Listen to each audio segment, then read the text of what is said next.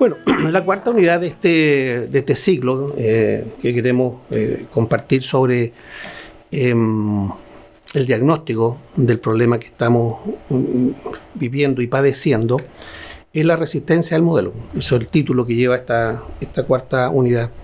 Es decir, este modelo que ha sido desbordado por una realidad que sencillamente es muy superior a cualquier reduccionismo que el modelo tiene, y que un modelo, como les decía anteriormente, ha transgredido su propia lógica al invertir ya no la sociedad y la institucional, sino que la demanda ha sido reemplazada por la oferta y generar una función dependiente de los consumidores respecto a lo que se ofrece en el mercado.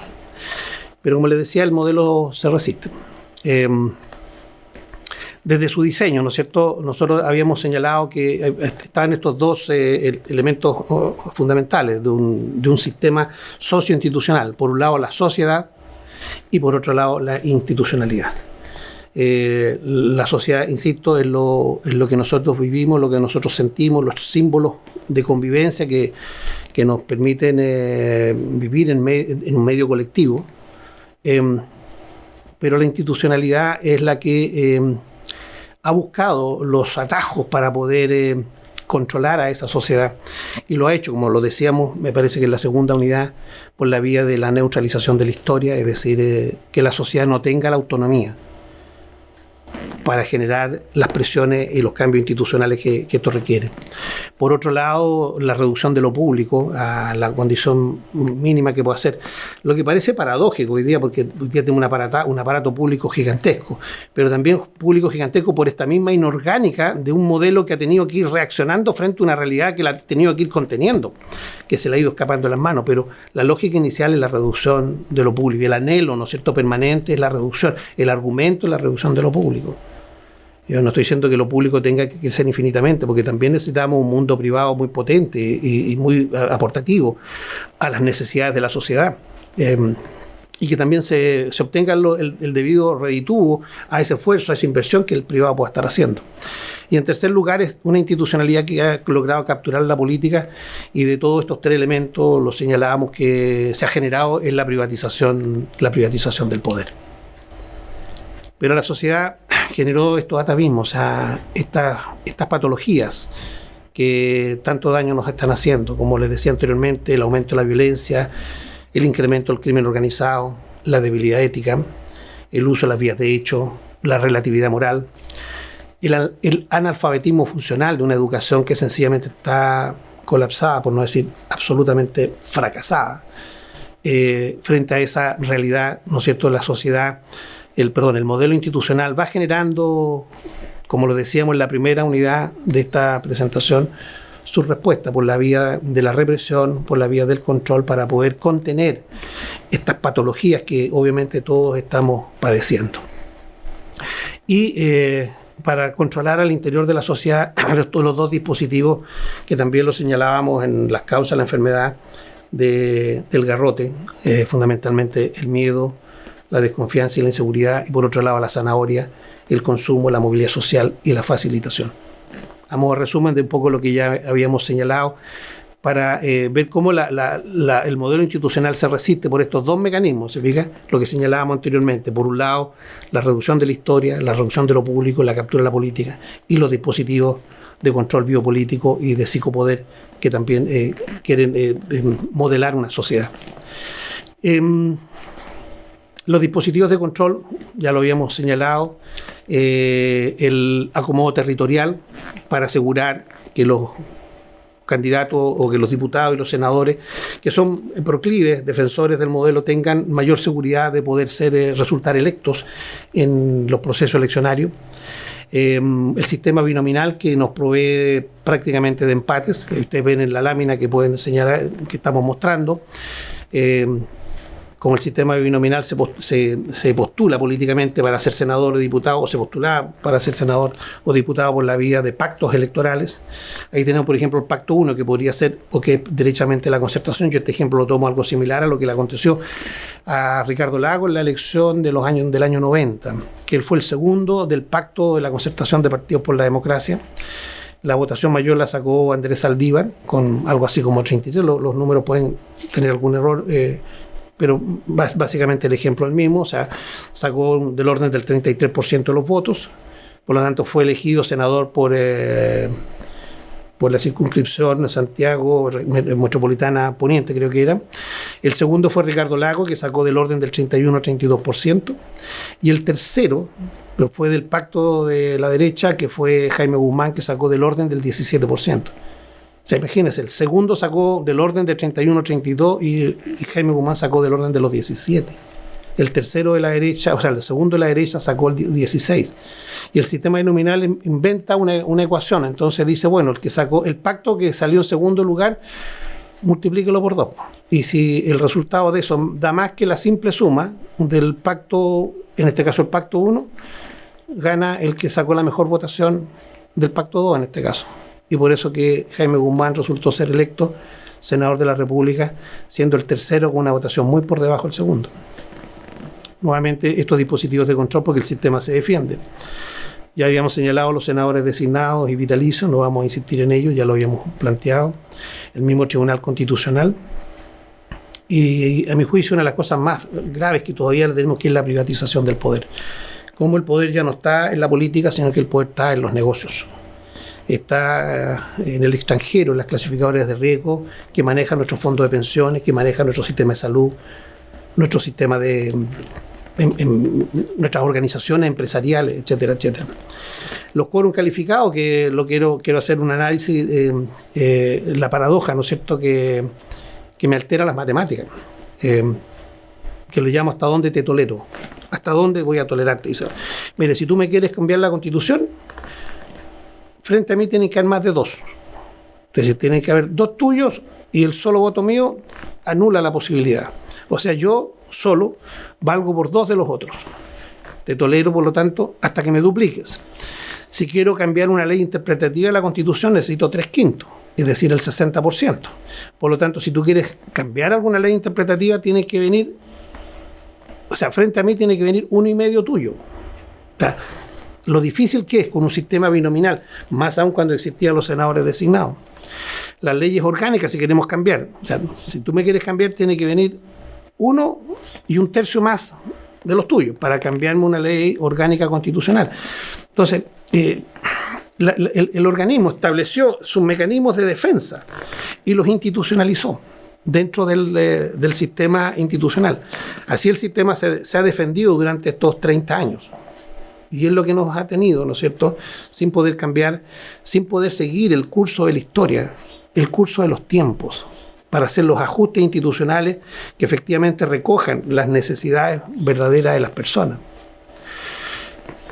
Bueno, y eso nos ha llevado a tener una confrontación muy encarnizada durante estos últimos 30 años, del año 90, que entra en ejercicio esta Constitución más en plenitud, con 2 sectores que se han confrontado. Uno, por un lado, que busca un cambio radical del modelo, y por otro, quienes buscan la mantención o una simple reforma. Y ahí están las tesis. Quienes quieren el cambio del modelo dicen que esta Constitución es ilegítima de origen, los otros le responden, sí, te acepto que hay una ilegitimidad de origen, pero hay una legitimidad en el ejercicio. 30 años de ejercicio la legitiman. El otro dicen, bueno, nosotros somos proclives o partidarios de la libertad de conciencia. Los otros dicen, no, lo que importa es la libertad para elegir. Yo puedo elegir libremente el colegio de mis hijos, confiemos en la decisión que toman los papás, yo me quiero salir del mundo público, me quiero ir a un ISAPRE, por lo tanto voy a elegir un plan de salud, etcétera, etcétera. Quienes quieren el cambio de la Constitución hablan del valor social de la propiedad, los otros dicen no, el valor privado de la propiedad, o sea, la propiedad tiene una condición casi axiomática desde el punto de vista de lo privado. Quienes quieren un cambio dicen no, aquí hay que cautelar los derechos y hay que establecer una regulación de los actos en función del bien común.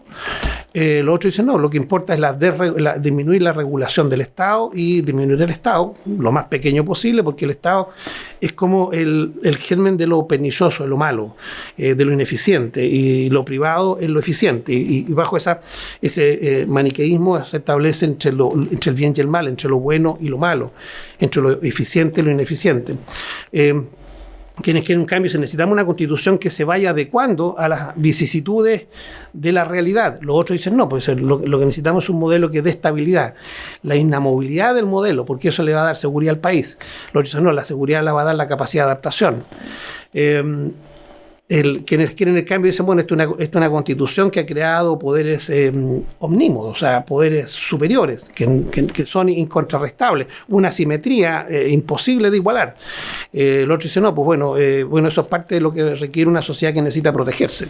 Y se va a proteger desde una estructura de dominación que establece ciertas categorías para asegurar esa protección. Por un lado dicen, bueno, esto es un sistema que ha permitido la concentración de la riqueza. Sí, pero dicen, bueno, pero es que el chorreo, no en esos términos, pero bueno, la abundancia de esta concentración va a permitir entregar los recursos que la gente necesita por la vía de mejorar los sueldos, por la vía de donaciones o por la vía que se quiera. Lo que resulta ilógico, ¿no es cierto?, cuando tenemos un poder de negociación de los sindicatos frente a los empresarios bastante reducido, bastante asimétrico. La tasa de negociación en la empresa se produce la riqueza. Por lo tanto, es ahí donde debiera haber un mecanismo de negociación mucho más equilibrado. Bueno, hoy día eso no lo tenemos. Necesitamos una sociedad de derechos, dicen unos, los otros dicen no, necesitamos una austeridad de derechos. O sea, lo menos derechos posible, porque hay que garantizar que el privado mejore sus condiciones de riqueza y por lo tanto hay que disminuir la tasa de impuestos. Y todo un debate, ¿no es cierto?, para controlar los impuestos en un determinado país. Y ahí tenemos dos modelos, uno que establece una tesis, una antítesis, pero bueno, con el respaldo de un sistema que es inamovible, nos ha permitido durante 30 años ir haciendo acomodos bastante formales, que no recogen los procesos que la sociedad chilena ha ido teniendo, tiene y seguirá teniendo a través del tiempo. Uno dice que este es un modelo que ha traído desigualdad y exclusión, el otro dice no, que ha traído progreso económico. Los dos en alguna manera tienen razón, pero bueno, ¿cómo generamos esta convergencia? Por lo tanto, tenemos un quiebre profundo al interior de cómo estamos entendiendo lo que es la sociedad, lo que es el Estado y lo que es el orden institucional que nos debiéramos dar. Y por eso estamos en un conflicto. Por eso estamos en medio de una realidad muy conflictuada, de tensiones muy profundas. Que tenemos que mirar la realidad puede ser muy sabio cuando nos está mostrando sus dolores.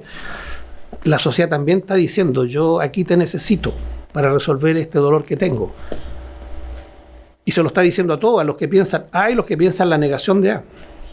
Por eso que estamos en medio de un proceso de cambio, de transformación, por una parte, de un quiebre institucional que genera una inestabilidad, un trauma al interior de la sociedad.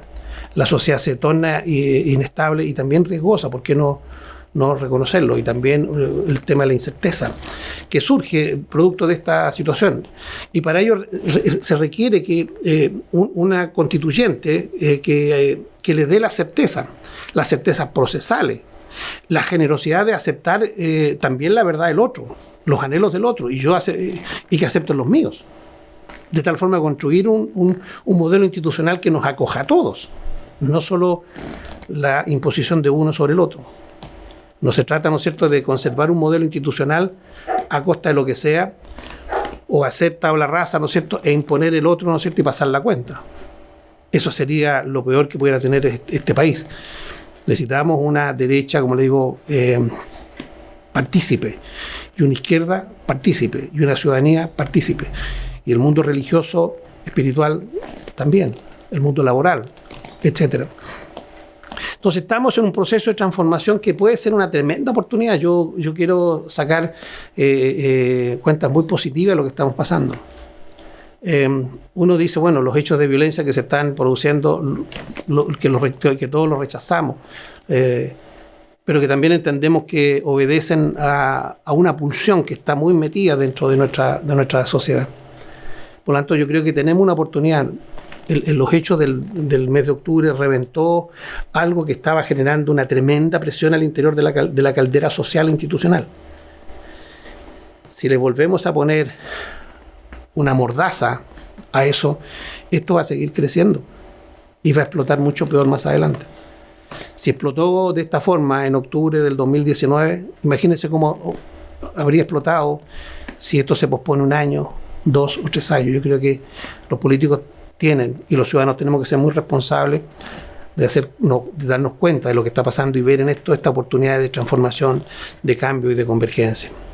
El cuidado que tenemos que tener respecto a lo delicado del proceso, pero también la generosidad y la apertura de mirada en este escenario.